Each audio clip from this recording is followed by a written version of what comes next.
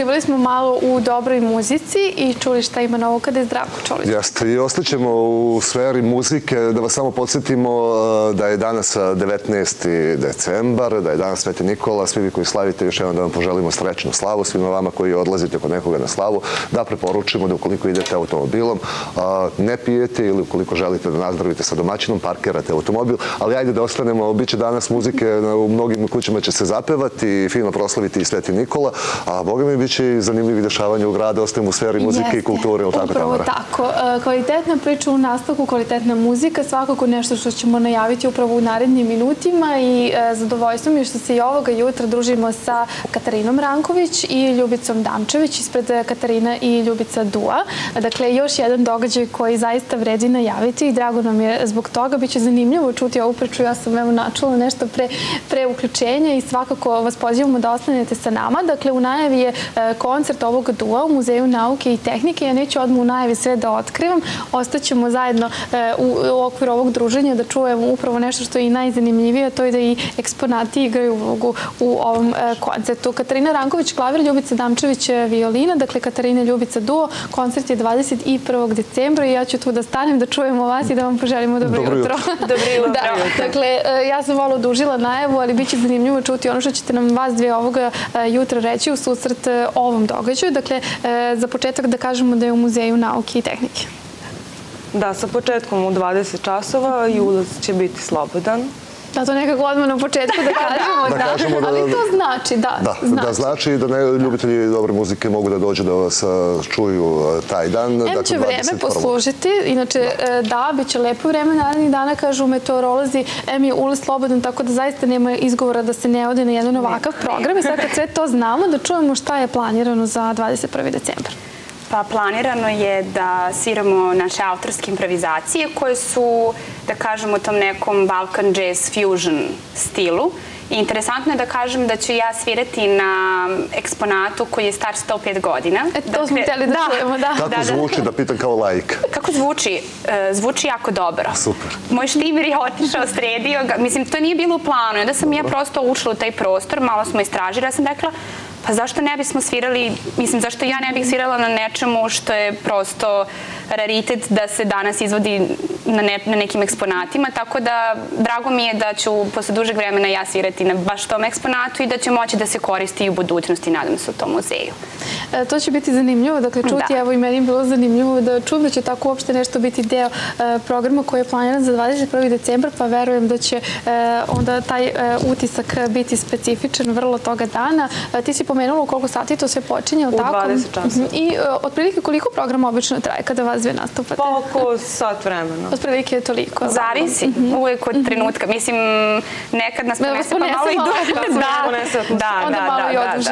Da. Nekad ne budu samo autorske, nego da kažem i neki jazz standardi će se tu provući i neke malo popularnije. Ali ovo će biti autorske improvizacije ovoga puta? Pa i po koji jazz standard. Da, i po koji jazz standard. Je li vam ovo prvi put da svirate tako neku vrstu muzike i na takav način? Pa sad Radovan ne zna, pošto nije družio sa vama, ali ja jesam i mi uvijek nekako rado najavimo upravo te događaje i one su uvijek raspoložene da porane, da se druže sa nama, da to sve najave, tako da evo i Radovno ćemo malo da uputimo. Da, dakle, ovo nije prvi put. Da podsjetimo možda malo onda gledalci koji ne znaju gdje ste nastupale do sada i šta bi možda bio neki vaš rad. Pa nije prvi put.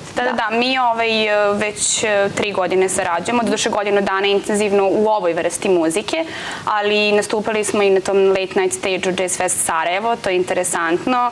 Imali smo dosta koncerata po beogradskim salama, Studentski kulturni centar, Dečiji kulturni centar i ostale sale. Dosta sviramo i sa drugim muzičarima, što je velika inspiracija, tako da nije prvi. Ja sam pitao u ime nas koji vas do sad nismo slušali, evo koji imamo želju da vas čujemo 21.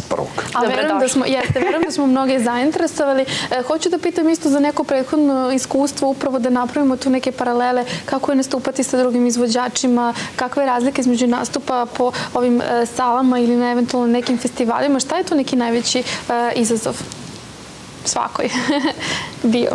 Pa, ne znam, mislim, najveći izazov je u stvari napraviti tu neku improvizaciju na licu mesta. Jer, znate, neki muzičari nikada prije niste upoznali do tog trenutka kada ste zasvirali s njima na sceni i nekako da pogodite tu atmosferu publike. U stvari da se svi dobro osjećaju, i publika i mi na sceni. Tako da to je nekako onda... Evo, Katarina kaže, saradnja sa drugima joj služi kao inspiraciju, pretpostavljam da ti deliš slično iskustvo i utiske. Mislim, uvek nešto novo pronađemo, uvek je to nekakva improvizacija. Moram pitati nešto, koliko je truda, koliko je odricanja potrebno da bi taj koncert izgledao onako kako vas dve to želite i da publika zadovoljno napusti tu salu? Najiskrenije, koliko sve ostalo padne u neki drugi plan u odnosu na, recimo, ovaj koncert 21. Pa nema odricanja, mi uglavnom uživamo. Uživanje. Mislim, sa moje strane, ne znam. Pa jeste, mislim, odricanja kao odricanja nema, prosto ima tog momenta, samo te neke pripreme i tog momenta da pogodimo, da kažem, tu atmosferu. Samo tog trenutka. Ali odricanje je uvek, mislim, odricanje kao odricanje u toku našeg formalnog obrazovanja je naravno bilo da bismo došli do nečega. A sada je sve to uživanje i prosto taj samo trenutak. Da iskoristim priliku da pitam kakva je beogradska publika. Evo sad već imate dovoljno iskustva da možete da kažete, ali pristiže u velikom broju, da li je teško zadovoljiti neka očekivanja, standarde u tom smislu. Uvijek imate neke neobične nastupe, ali tako prošle pute je to bilo što se tiče sedenja. I sada će da bude tako. I sada će moći ljudi da malo šetaju, pošto je jako prostor zanimljiv. Izgleda kao neki lavirint i onda će moći da i ljubica će da šeta. I ja ću da šetam. Dakle, sve će biti neobično, mogu tako da kažem uslovno rečeno, ali u svakom slučaju bit će dosta onda tu mesta i za neke improvizacije. Dakle, jedan izazov pred vama sasvim sigurno. Pretpostavljam da očekujete publika da pristigne u većem broju. Pa naravno, uvijek se radujemo tome. Radujete se tome svakako, da.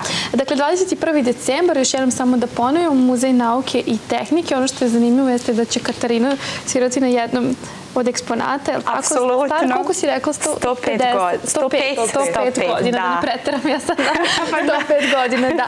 Dobro, bit će zanimljivo to svakako vidjeti i čuti. Hvala vam što ste i ovoga jutra bile sa nama, što smo se družile, što smo najavile ovaj koncert. Biće prilike još, onda možda u narednoj godini također da nastavimo druženje ovim tempom i da pozovemo još jednom sve koji nas sada prate da 21. decembra budu u Muzeju nauke i tehnike. Da, dve sjajne mlade dame, super muzika i sjajan koncert koji naravno svi očekujemo.